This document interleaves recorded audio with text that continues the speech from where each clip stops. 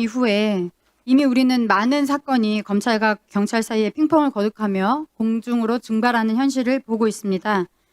검찰의 직접 수사권은 줄이되 경찰 수사에 대한 검찰의 지휘와 보안 요구 기능을 강화하는 개혁안은 낯선 것이 아닙니다. 이미 문재인 정부에서 제안된 바 있습니다. 이 방안은 이 수사의 일관성과 통제력을 확보하면서 권한 남용을 막을 수 있는 현실적인 대안입니다. 이 형사사법 체계는 국민의 기본권에 직접적인 영향을 미칩니다. 그리고 그 국민 중에는 제가 대리하는 더 못 가지고 더 배우지 못한 분들이 더 직접적인 피해를 당합니다. 그래서 어떤 시한을 두시고 이 안에 결판을 내야 된다라는 식으로 달려가시기보다는 지금 당장 봤을 때 조정할 것이 많고 뭔가 설익었다라고 보이면 멈추고 자세히 보면서 그 톱니바퀴를 정교하게 만드는 것이 오히려 용기이자 지혜라고 생각합니다. 앞으로 특히 심사하실 때 이 제가 말씀드리는 이 사회적 자원과 정보가 부족한 사람들이 이 제도의 변화로 인해서 피해를 입지 않는 방향으로 제도를 정교하게 설계해 주시면 감사하겠습니다. 예, 다음 김필성 변호사님 말씀해 주십시오. 두어 가지 정도 말씀을 드리겠습니다. 이런 검찰개혁 논의를 하면 몇 가지 숨어있는 편견, 전제 같은 게 있다는 느낌이 좀 듭니다. 그 중에 하나가 제일 먼저 짚고 싶은 거는 민주주의 원리하고 효율성 문제입니다. 민주주의 원리는 기본적으로 특히 가장 현재 여기에 논의되고 있는 가장 중요한 방식이 견제와 균형의 원리인데요. 이 견제와 균형의 원리는 원래는 효율성 문제하고 일정 정도 모순됩니다. 견제와 균형을 도입하면 효율성이 떨어집니다, 사실은. 지금 입법부, 사법부, 행정부라는 상권 분립이 이루어져 있는데 이게 한 곳에 권한을 다 물어주면 효율성이 가장 올라가죠. 그럼에도 불구하고 우리가 이걸 상권 분립이라는 기본 구조를 가져오는 이유는 그거 효율성을 일부 희생한다고 하더라도 우리가 달성해야 되는 민주주의 원리가 필요하기 때문이거든요. 마찬가지입니다.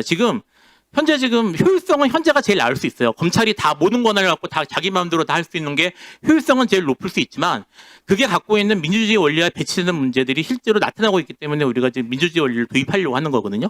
그러니까 이 논의를 할 때 그거를 민주주의 원리 하에서 견제와 균형을 어떻게 이룰 건지를 먼저 전제를 해서 구조를 구성한 다음에 그 내에서 효율성을 어떻게 달성할 건지를 순서를 맞춰서 사실은 바라보는 게 맞다고 생각을 합니다.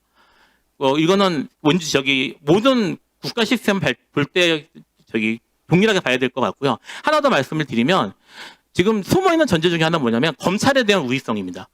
검사가 가장 똑똑하고 검사가 가장 무얼하고 검사가 가장 일을 잘하기 때문에 통제 권한도 검사에게 줘야 되고 검사가 들여다봐야 되고 검사한테 맡겨야 된다 하는 기본적인 전제들이 깔려 있습니다. 말씀하시는데 실제로 그렇지 않거든요. 검사도 자기가 역할을 맡은 공무원 중에 하나일 뿐입니다.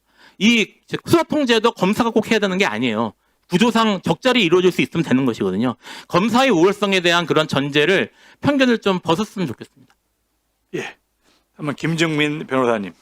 네, 오늘 검찰 제도에 대한 기본적 이해가 없는 이 자리에서 너무나 많은 답답함을 느낍니다. 저는 검찰 직접 수사권은 직접 수사 기능은 폐지해야 되고 그 대안으로서 검사가 수사 지휘하고 반대로 경찰은 그 직접 수사를 하되 검사의 지휘를 받는 것이 가장 견제와 균형에 부합하는 제도라고 누차 말씀드렸습니다.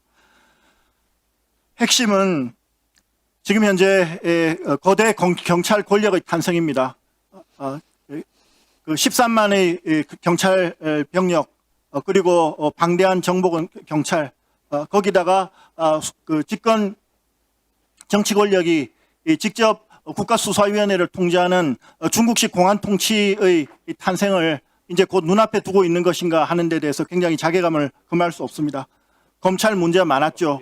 저는 오늘 이 자리에 계신 검찰 고위 간부까지 지내신 우리 의원님들하고는 비교할 수 없을 정도로 저는 중간에 검사장 승진도 하지 못하고 퇴임했지만은 그런 분들 입에서 검찰을 해체해야 된다는 그 검찰 해체의 최선봉에 서신 그 모습을 보고 너무나 자괴감을 금할 수 없습니다. 저는 강력한 검찰 개혁주의자이고 그다음에 검찰 개혁을 해야만 앞으로 우리나라의 미래가 있다고 생각하는 사람입니다. 그렇지만 지금 현재 논의되고 있는 민주당에서 발의한 검찰 개혁 법안은 우리나라 형사사법 체계를 완전히 망치는 것이며 우리나라의 민주주의 형사사법 제도를 적어도 50년 이상 후퇴시키는 제도라는 점을 분명히 경고를 드립니다. 그런 것들에 대해서 과연 우리 집권 민주당에서 과연 책임지실 수 있겠느냐, 그리고 앞으로 문제가 생겼을 때 우리 검찰 개혁은 정당했다고 말씀드릴 수 있겠느냐 물으면서 이 자리를 마치겠습니다. 예. 다음 황명규 교수님. 반대하지 않습니다. 저는 강력한 검찰 개혁주의자입니다. 김용민 의원님이 저하고 대검 검찰 개혁에 대해서 1년간 활동했었습니다. 진술 시간 다 쓰셨습니다. 우리 황명규 교수님 말씀해 주십시오. 네, 뭐 검찰 개혁의 시간이 지나면 곧 뭐 경찰 개혁의 시간이 오리라 생각합니다. 그래서 거대 경찰 뭐 이런 우려는 크게 안 하셔도 될 것 같습니다. 저는 지금 당장 검찰 개혁이 이루어져야 된다 생각합니다. 왜? 사실 문재인 정부 때 검찰 개혁이 정권 말기에 이루어졌습니다. 그래서 법은 만들어졌는데 그 법을 이행할 시간이 없었습니다. 그 법을 이행을 해야 될 윤석열 정부는 철저히 그 법을 이행하지 않고 방치했습니다.